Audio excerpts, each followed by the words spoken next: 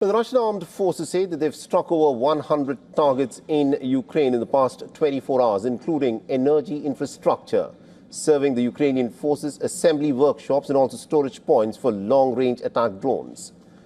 The Russian Defense Ministry says that its forces destroyed Ukrainian armored vehicles, field artillery and ammunition depot, and about 216 fixed-wing drones.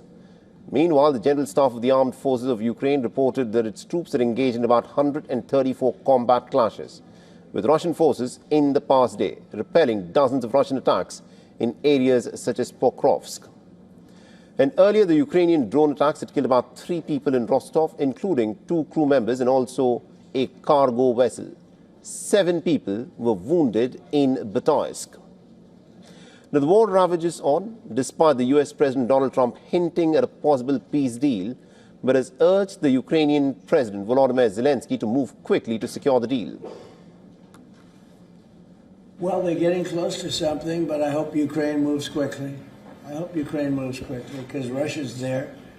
And, every time they take too much time, then Russia changes their mind. 27,000 soldiers were killed last month. The U.S. Special Envoy Steve Witkoff and Trump's son-in-law Jared Kushner are expected to meet with Ukraine's negotiator Rustem Umerov in Florida this weekend. The U.S. pair will also separately meet with Russian officials.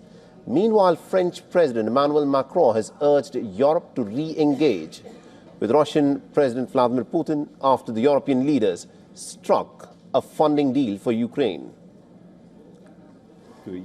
I think it will become useful again to talk to Vladimir Putin, yes. In any case, I see that there are people who are talking to Vladimir Putin, so I think that we, Europeans and Ukrainians, have an interest in finding the right framework to re-engage in this discussion in a proper manner. Otherwise, we are discussing among ourselves with negotiators who are going alone to talk to the Russians. That is not ideal.